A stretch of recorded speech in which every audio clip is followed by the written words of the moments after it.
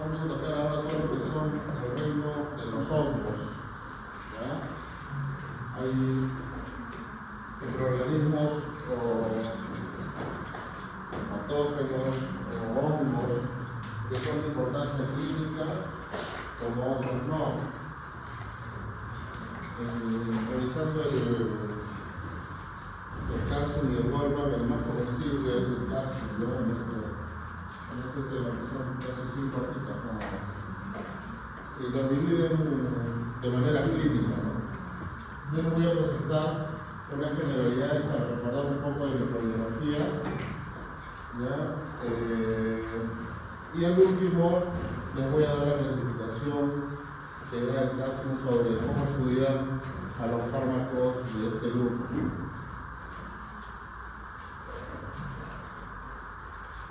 Generalidades. Vimos que nosotros teníamos células eucariotas y las bacterias tenían células primitivas o procariotas, ¿no? Que no tenían un núcleo sino un nucleoide. Estos hongos ya van a ser eucariotas porque tienen un núcleo definido a comparación de las bacterias. ¿Cuál es la finalidad del hongo? Los hongos van a tratar, como todo microorganismo, de sobrevivir, igual que las bacterias. ¿Ya? Pero ¿cómo van a sobrevivir estos microorganismos? A diferencia de las bacterias, estos pueden estar meses hasta años viviendo a expensas del ser humano. Entonces, de ahí nace su característica principal, que son heterófagos. ¿Qué significa heterófagos? ¿Ya? Que tienen estas 4 características. Saprobiontes. Los hongos son saprobiontes, ¿por qué? Porque se alimentan de tejido muerto o en descomposición. ¿Ya? Esa era la respuesta de la pregunta.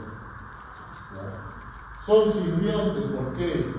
Porque viven juntos y al formar sociedades de hongos, por así decirlo, van a ser más difíciles de combatir. Saben que juntos pueden lograr eliminar a un ser vivo. Son parásitos, porque viven en el interior de un huésped del que obtienen beneficios. ¿Qué significa un parásito? Aquel que vive a expensas del otro, sacando beneficios, pero nunca le da nada al huésped a cambio. No lo favorece para nada. Es más, le causa daño. ¿Ya? Comensales, porque viven en una relación estrecha en la que uno se beneficia de la relación y el otro ni se beneficia y sale perjudicado. Esas 4 características tienen los hongos. ¿Cuál es el objetivo final del hongo? Degradar materia orgánica.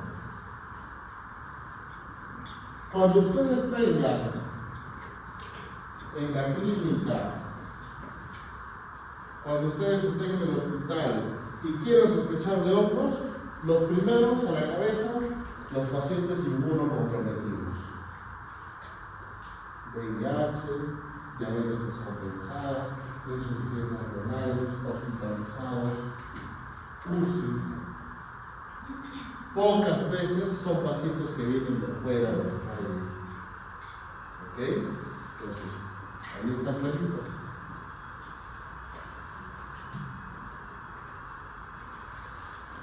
Célula típica fúngica. Reino fungi. Ya dijimos, son eucariotas. ¿Ya? Y de cómo es la diferencia con las células de nuestro cuerpo o de las bacterias, que su pared celular, a comparación de las bacterias, es más rígida, la de los hongos. ¿Ya? Y está compuesta por quitina y glucano. Las bacterias que tenían peptidoglucano, ¿no? Estos tienen glucano, 1,3 beta glucano. Y su membrana celular ¿Cuál es el esteroide más común?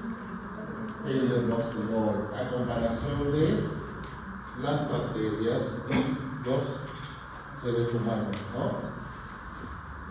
Entonces, ergosterol.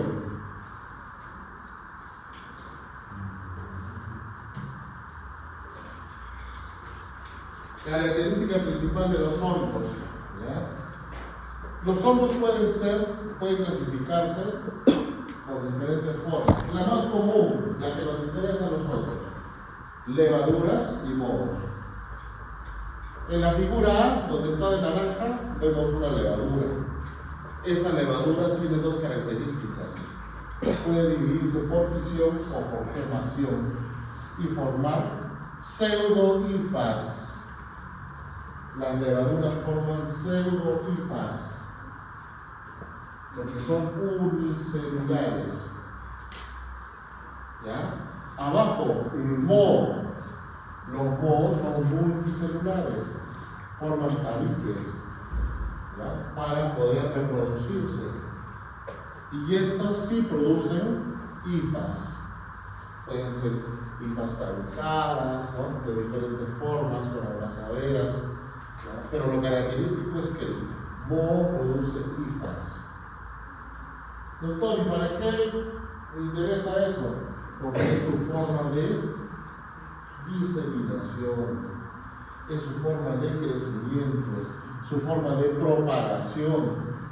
Cuando yo estudie o sospeche de un paciente que tenga hongos, cuando yo le pida cultivos de sangre, cultivos de la uña, cultivos de la piel, puedo encontrar al microorganismo, puedo encontrar a las hifas o puedo encontrar a las pseudohifas, como quiera, según las funciones. ¿Ya? Ahora, las que más me van a interesar, las hifas aéreas, que vienen de los mohos, que es la diseminación más rápida que tiene el hongo, ¿ya? A través de conidios. Los conidios son las hifas aéreas, la forma de diseminación más rápida de los hongos. ¿Los hongos se pueden transmitir por vía respiratoria entonces? Sí, a través de conidios.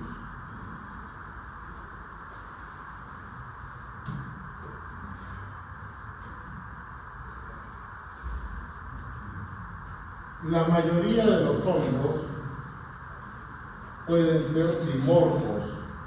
¿Qué significa dimorfos? Que pueden ser mohos con comportamiento de levadura o levadura con comportamiento de moho.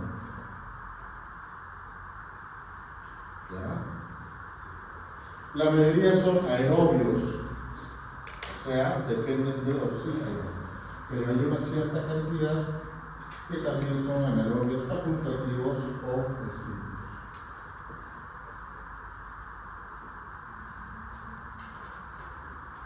Son lo que dijimos, heterótrofos y versátiles. ¿Qué significa eso? Estos hongos son productores de metabolitos, tanto primarios como secundarios. Tratan de engañar a la célula, ¿ya? Tratan de engañarla por alguna, formando metabolitos que van a generar más resistencia que las resistencias bacterianas. Acá, por ejemplo, en esta imagen de acá, lo que nos está diciendo es la forma del conidio, que son las hifas aéreas, ¿no? Y todo el proceso por el cual pasa un hongo para poder formar o duplicarse o formar hifas y pseudohifas. Él habla de la meiosis, mitosis, pero lo que me interesa es eso.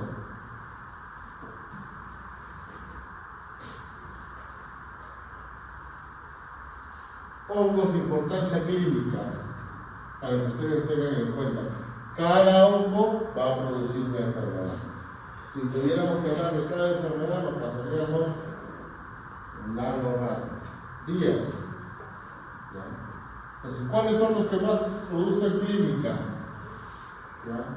Mucormicetes, o los del orden mucorales, ¿no? Eso es lo que también lo tiene presente el Catson, ¿ya? Bacillomycetes, Ascomyceto y las microsporas. Sobre esos grupos de hongos se va a trabajar. ¿Ya? Eso para que lo tengan en cuenta. Igual, cada grupo de hongos con sus géneros representativos y su morfología. ¿Por qué les traigo esto? Miren ustedes, los hongos y la producción de levaduras e hifas, que son las que van a diseminarse. ¿Ya? La reproducción de los hongos tiene dos componentes, asexual o sexual. Ahí está. Cada hongo con su reproducción asexual y sexual. ¿Por qué me interesa eso? Porque cuando vayamos a hacer los cultivos y los diagnósticos podemos encontrarlos en cualquier modo.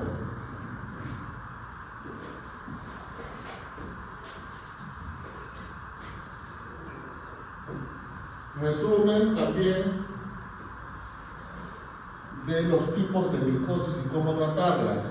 Cuando hagan clínica las van a tratar así. Micosis superficiales. ¿A quién tenemos? Piedra negra, ¿ya? La tiña negra, la pitiriasis versicolor producida por la Malacea furfur y la piedra blanca por el género Trichophorus. Son preguntas de examen, sobre todo la pitiriasis versicolor, preguntan en los exámenes. ¿Qué produce la pitiriasis versicolor? Micosis cutáneas y subcutáneas, igualito, dermatofitosis, onicomitosis, todos los géneros. Micosis endémicas, blastomicosis y las oportunistas, que son las que más van a estudiar ustedes en clínica. Aspergillosis, candidiasis, y la mayoría de los hongos se encuentran ahí de manera oportunista. Eso es para que ustedes tengan en cuenta. No se los va a preguntar, obviamente. Igual, lo mismo, para que tengan un poquito más de conocimiento, ¿no? En este cuadro lo más importante es cómo se produce la infección. Miren ustedes arriba, por ejemplo, ¿no? Blastomisis dermatitis, los colmillos son los que van a producir la enfermedad cuando sean ignorados.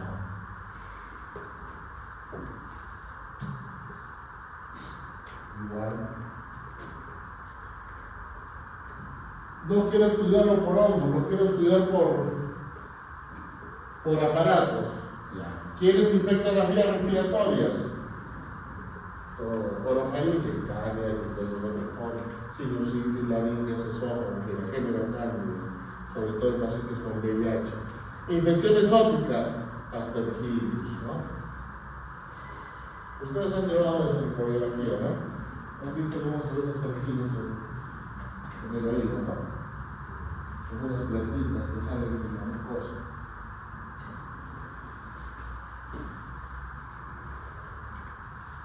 Entonces pueden producir en la vía respiratoria, en toda superficie que ustedes puedan imaginarse del cuerpo, puede haber infección, infestación, colonización del reino fúngico. ¿Ya?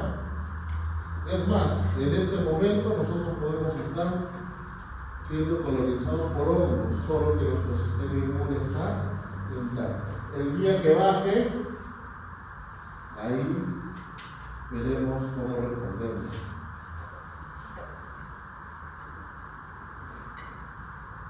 Doctor, ¿y cómo hago el diagnóstico? Primero, sospecha. Paciente monocromático, ¿no? Después de que ha sido por virus, bacterias, por todas las enfermedades, al último puede sospechar de hongos. ¿Qué métodos tenemos para diagnosticar? Métodos microbiológicos, métodos anatomopatológicos, inmunológicos, moleculares y bioquímicos. Los más comunes, las tinciones, que también les preguntan en los exámenes. ¿De dónde puedo sacar muestras yo para ver si sospechas de que esté en sangre sistémico? Le pides sangre. Si encuentras que puede estar en la médula ósea, muestras si no hubiera aspirado de la médula ósea, ¿no? Igual que las bacterias. Y acá están las tinciones. ¿Qué tinciones nos ayudan para diagnóstico de hongos? ¿Ya? Las más conocidas, tinción de Jensa, tinción de hematoxilina eosina, la argéntica de Gomari y la de mucocarmina. ¿Ya?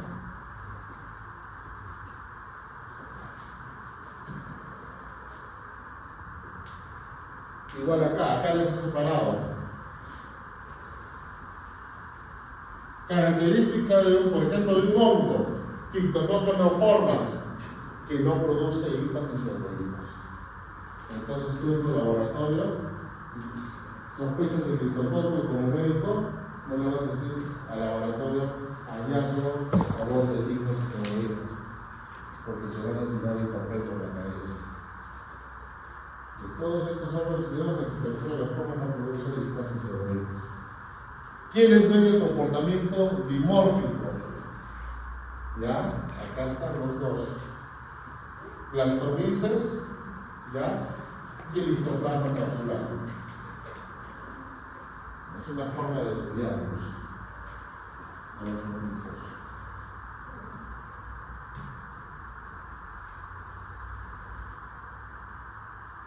Este es el estudio molecular de algunos hongos, para que ustedes lo tengan.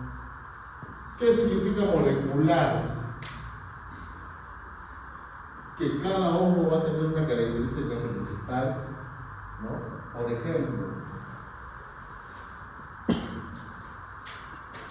a un hongo puede ser que tenga la mayor cantidad de 1,3 beta-glucano, entonces se le pide esa muestra. Si es que tiene mayor porcentaje, presenta a que sea ese. Ese es el estudio, ¿ya?, bioquímico molecular. Entonces, ya hemos visto la generalidad para que se acuerden cómo actúan los hongos, dónde están, qué enfermedades pueden producir. ¿Ya? Ahora, historia de los antifúngicos. El primer antifúngico creado o sintetizado o descubierto fue la amoxicilina B, que durante años ha tenido un amplio espectro para combatir las enfermedades o las micosis. Durante años. Incluso hasta ahora la biología lo conoce como de amplio espectro. Es el único que había. ¿Sospecha de hongo o amoxicilina B? Y al igual que las bacterias, lo que nosotros, la farmacología lo que orienta es a evitar que la toxicidad vaya hacia las células del ser humano, porque lo que van a atacar los fármacos son estructuras de la pared celular y la membrana celular y otros aspectos del citoplasma, pero nosotros queremos que vaya justo a los lugares donde están los hongos, aparte donde solo tengan estructura los hongos, ¿ya? Entonces ahí han sido creadas otras drogas que ya vamos a ver.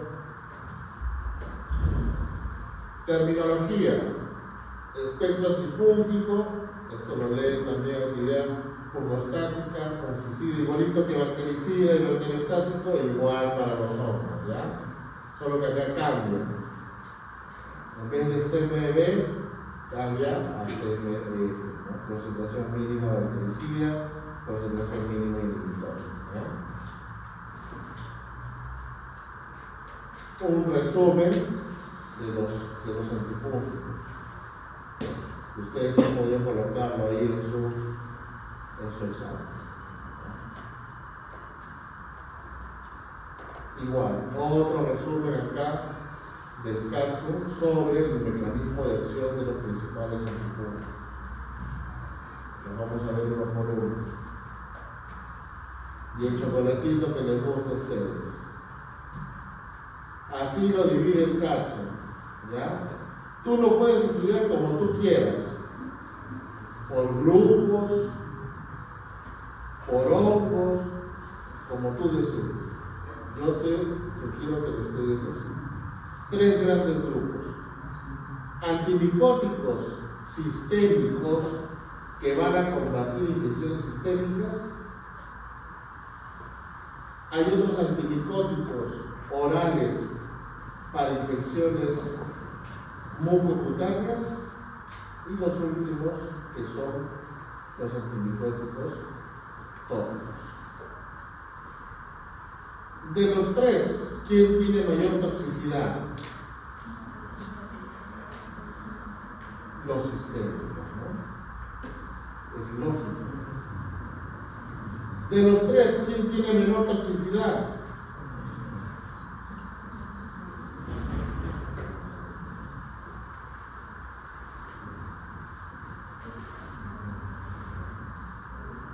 Los que van por vía tópica. Pero esa menor toxicidad, si tú la das por vía parenteral, es lo que mayormente son los más tóxicos. Por eso se dan por vía tópica, nunca por vía sistémica. ¿Entienden? Porque entonces la pregunta es al revés. ¿Por qué estas drogas se dan por vía tópica? Porque si lo dan por vía sistémica, el paciente se intoxica. Entonces, nunca, pero nunca se dan estas drogas por vía sistémica. Pregunta de examen, ¿cierto? ¿Cuál era la respuesta? Nistatina. ¿Estamos? Vamos a ir con aquellos antifúngicos que lo vamos a dar por vía sistémica para infecciones sistémicas. ¿Quiénes están ahí? Anfotericina B, flucitocina, azoles, equinocardinas. Donde se pueden ustedes confundir son en los azoles, porque los azoles hay sistémicos y también hay orales. ¿Ya? Entonces, otra forma de estudiar, si ustedes dicen, no me gusta su forma, ya ahí está. Lees esta diapositiva, te lo aprendes de memoria y ahí está todo, miren ustedes. El grupo farmacológico, la vía, el mecanismo de acción y el comentario para ello.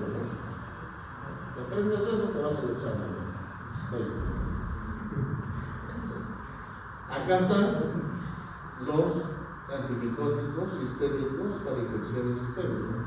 La anfotericina B, ¿no? Los azoles, equinocardinas, flucitocina, y el espectro que abarca fármaco y a los hongos, acá ustedes lo analizan.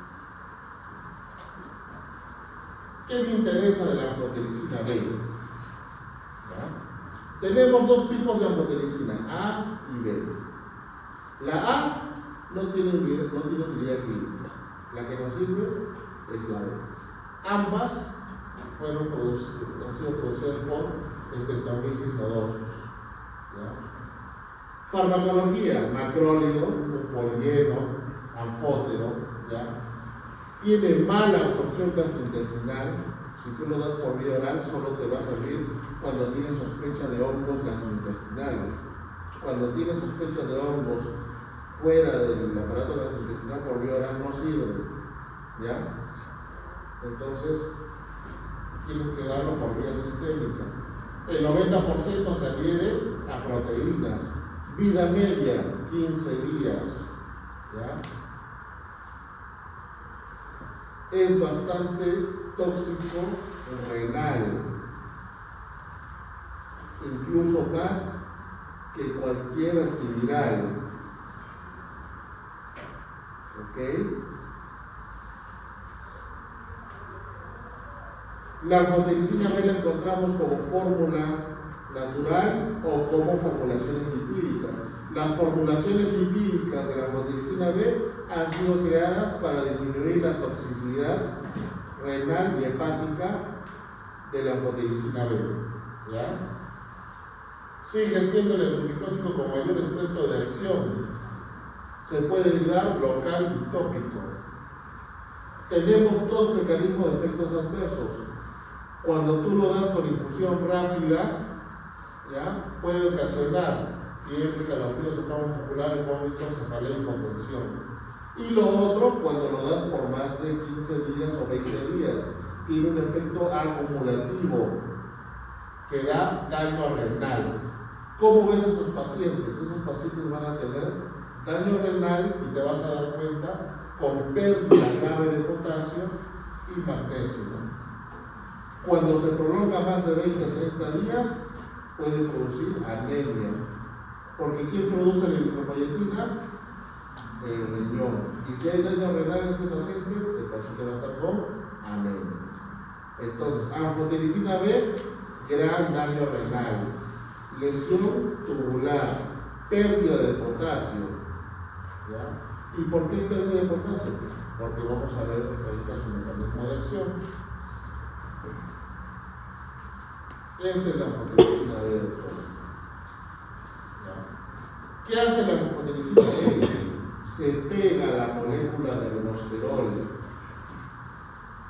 y forma un poro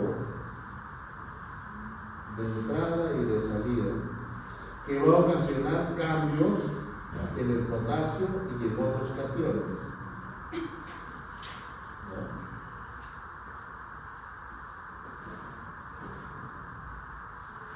Estamos. Ese es el mecanismo de acción de la anfotericina B.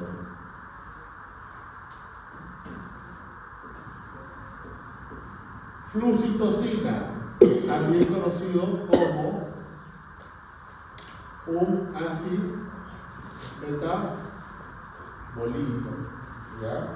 Análogo de la metilidina soluble en agua. ¿Qué tiene que ver con la anfotericina B? Tiene un espectro, ¿no?, más estrecho. Se absorbe también o se junta el 90% de proteínas, pero su vida media es más corta, de 3 a 4 horas. Cuidado con los pacientes con insuficiencia renal y pacientes con VIH. Aumenta el grado de toxicidad en estos pacientes por los antirretrovirales. Efectos adversos: toxicidad en la médula ósea, anemia, leucopenia y trombocitopenia. ¿Por qué se prefiere la flucitocina antes que la anfotericina B?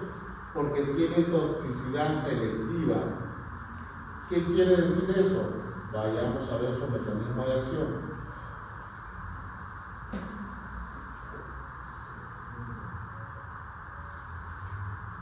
Esta es la flucitocina. ¿Ya? Acuérdense, de los grupos farmacológicos, este es el llamado antimetabolito. ¿Qué va a hacer la flucitocina? Va a ingresar al onco, ¿ya?, a través de una citocina permeasa.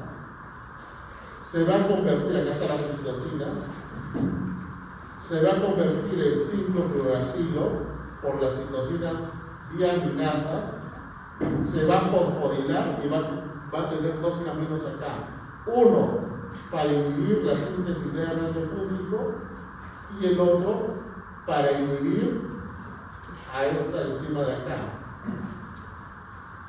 la quinidilato sintetasa. ¿Qué va a ocasionar eso? Inhibir la producción de proteínas dentro del óvulo. ¿Por qué tiene toxicidad selectiva? Porque este mecanismo de acá solo lo tiene el óvulo. ¿Me entiendes? Esta reacción no hay en la célula humana. Entonces, si tú le das a la célula humana, no va a tener contacto, ¿cierto? Pero si encuentra un hongo, ahí se va. ¿Me entendieron? Esa es la toxicidad selectiva.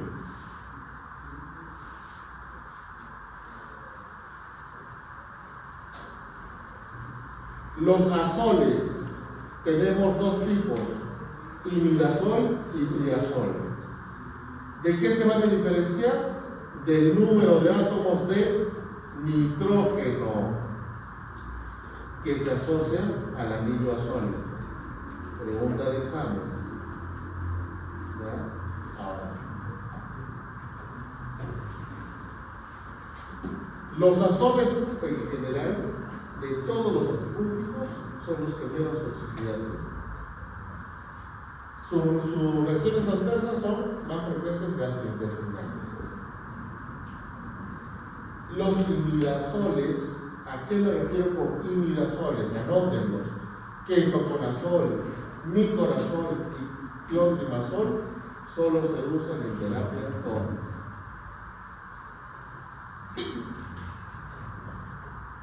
¿Cuáles son los azoles con actividad sistémica? Ketoconazol, itraconazol, fluconazol, voriconazol, osaconazol y sabuconazol. ¿Ya? ¿Cuál de los azoles tiene interacción con rifampicina? Itraconazol. Disminuye su acción. ¿Cuál de los azoles penetra muy bien el líquido cefalorraquídeo? Fluconazol. Por eso se usa para meningitis. Les estoy dando las pepas, ¿ah? ¿Cuál de los azoles dentro de su rama es la única que tiene alteraciones visuales? Voriconazol. Y de todos los azoles sistémicos, ¿cuál es el de más amplio espectro? Osaconazol.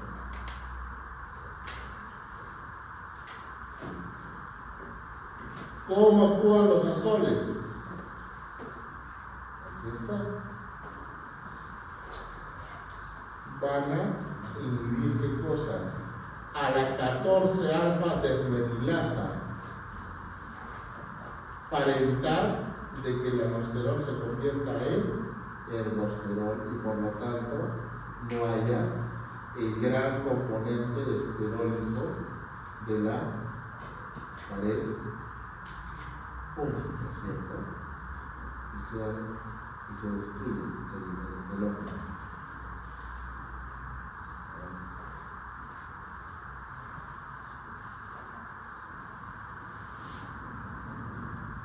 Y por último, equinocandinas. Tenemos 3 vedets: la caspofungina, la micafungina, anidulafungina. ¿En qué se diferencia en su vida media?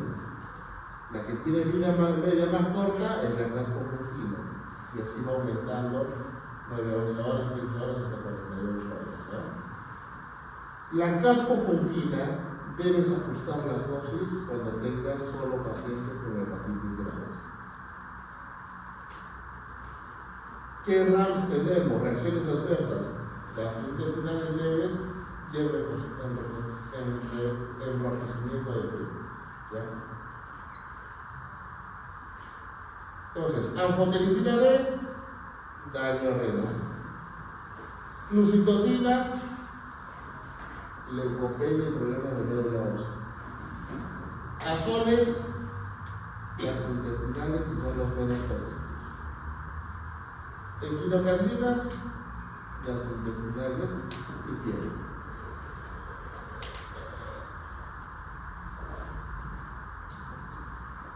Para repasar, anfotericina B forman poros unidos al ergosterol que producen salida de potasio y refracciones, disminuyen la permeabilidad de la pared y muerte del órgano.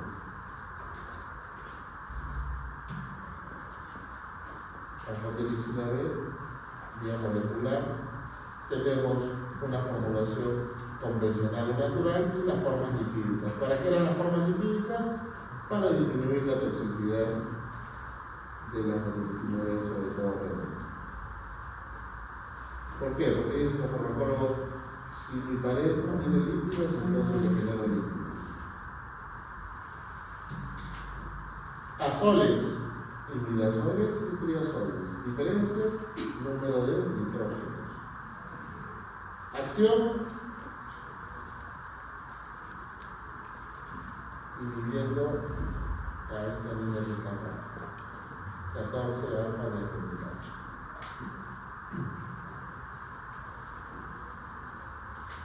Acuérdense de esta imagen.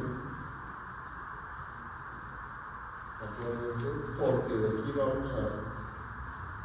a arrancar otro medicamento, las arilaminas, que están dentro del mismo circuito, pero en diferente enzima. Los azoles van a evitar que el enosterol se convierta en enosterol. Ojo. ¿Ya?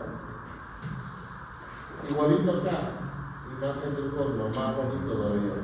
Lado A, cómo se forma el enosterol, mira el verdecito lindo, precioso. El hornito está feliz acá.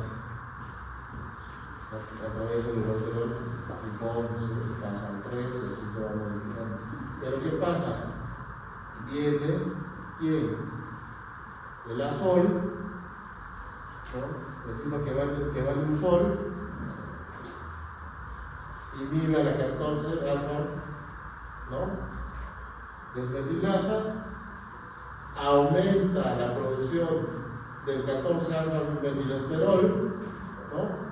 Y eso va a generar toxicidad. Miren esta molécula malformada, en vez de interesante, cambia y la intoxica.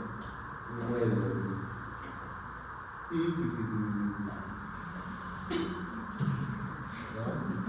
Igualito acá, los azoles, miren ustedes, núcleo sólido, ahí estaba la respuesta. Esto le he puesto ahí. Imidazol, ¿qué vamos acá?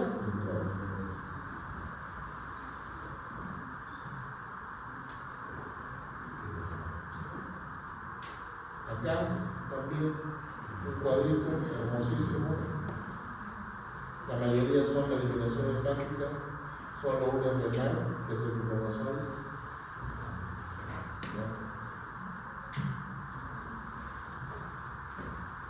Dosis para que ustedes tengan presente metabolismo, función, miren ustedes acá, concentración de líquido cefalorraquídeo.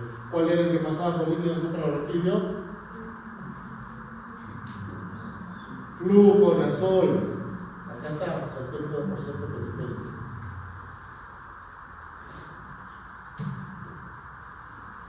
Equinocandinas. ¿Qué hacen las equinocandinas? Inhiben la síntesis de 1,3 beta-glucano. Miren ustedes acá, la pared celular. ¿Cuál es el principal componente de la pared celular de los hongos? Equina y glucano. Ahí está. Inhibes al 1,3 beta-glucano, no se produce glucano. Chao, bacteria, pi.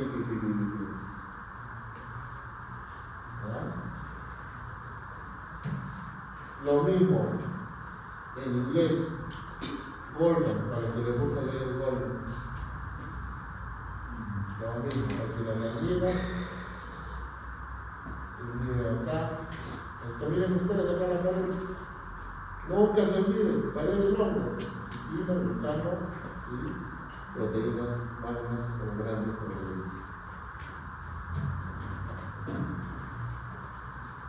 Otro resumen hermoso de las caspofungina, pitafungina, anibulafungina.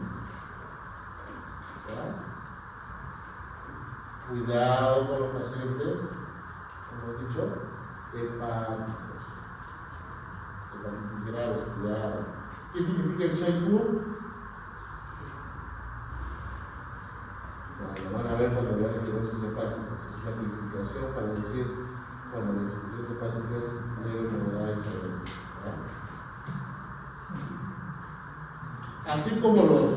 Así como las bacterias tienen resistencia, también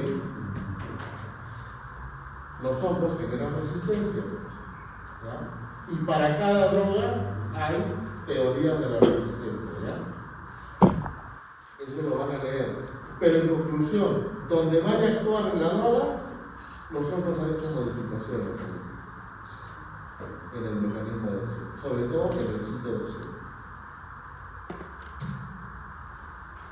Miren ustedes acá, en grandes de los repuestos, para que no se olviden, les puedo preguntar yo, de todos los antifúngicos, ¿cuál se le considera antimetabolito?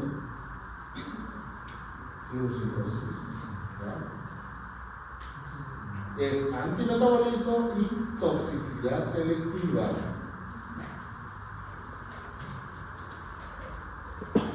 Terminamos con los sistémicos. Ahora nos vamos a los orales y para micosis mucocutáneas. ¿A quiénes tenemos acá? Glicerofulvina y terbinafina. Ambos tienen una característica principal. Les encanta pegarse a las células precursoras de queratina. Por eso mucocutánea, cuando ven ustedes el pie atleta, cuando tienen un futbolista con hongos en los pies, esa descamación, ¿ya? Hay que, ¿qué hacen primero? La lisa, ¿no? Hay que pulirla, como trabajar una pared, para que puedan llegar a la nueva queratina. Entonces, ¿pero qué diferencia hay? La glicerofulvina solo se pega la queratina a la precursora y no tiene más acción. En cambio, la terbinafina, aparte de eso, tiene actividad fungicida, o sea, mata al hongo.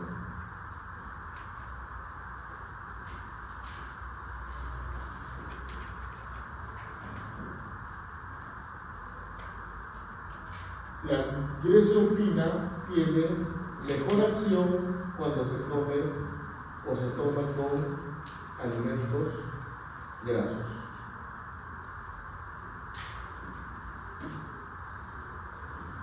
Y su RAMS más conocida es síndrome alérgico, parecida a la enfermedad del sueño. Ustedes van a buscar qué es la enfermedad del sueño.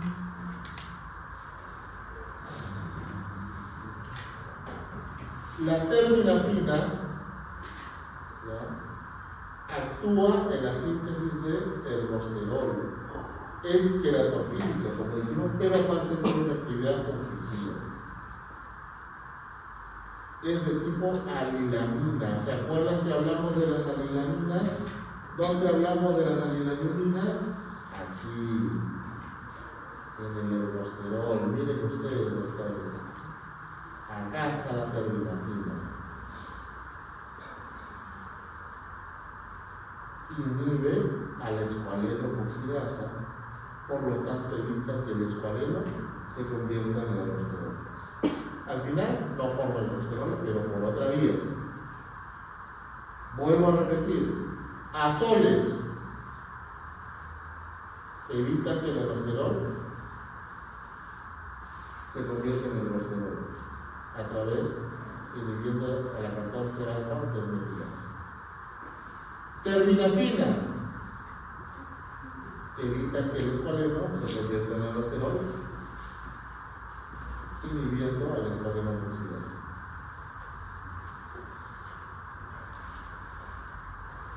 Dos medicamentos que disminuyen la producción de aldosterol: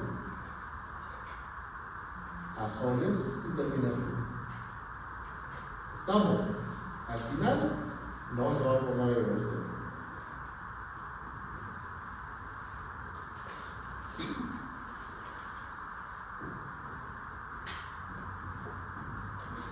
Y por último, los más fáciles, antimicóticos tópicos. La nistatina, que es un macrólido polieno parecido a la anfotericina B, es demasiado tóxico por vía sistémica, por lo tanto se da por vía tópica, no se absorbe por piel, mucosas o tracto gastrointestinal. Porque es tóxico, imagínate que se absorbiera. Azoles tópicos, los volvemos a encontrar acá los azoles. ¿Quiénes son? Clotrimazol y conazol. Toxicidad infrecuente. Los he puesto así solitos, Y las alilaminas tópicas, terbinafina, naftifina, que se usan por cremas tópicas. Chocolatito para ustedes. Mucha vaina, doctor. No alcanzo a leer. Ahí está. Todo lo que mecanismo de acción, y de acá está toda la pregunta.